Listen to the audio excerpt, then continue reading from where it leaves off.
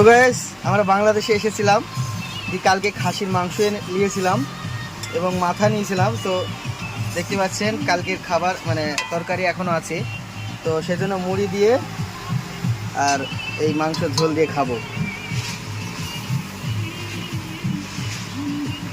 তো মাংসর ঝোল দিয়ে বিশাল লাগে খেতে, সেজন্য আমরা মুড়ি খাচ্ছি, ভাত তো নাই। হেভি টেস্ট লাগে। তো উনিও খাচ্ছে, দেখতে পাচ্ছেন। তো বাংলাদেশ থেকে বেরিয়ে আমরা এখন ভাড়া নেওয়ার জন্য দাঁড়িয়ে আছি এবং সকালবেলাকার টিফিনটা বাসি ঝোল দিয়ে, মাংসর ঝোল দিয়ে আর মুড়ি দিয়ে খাচ্ছি। ভাত শেষ হয়ে গেছে, মানে ভাত অল্প ছিল, নষ্ট হয়ে গেছে।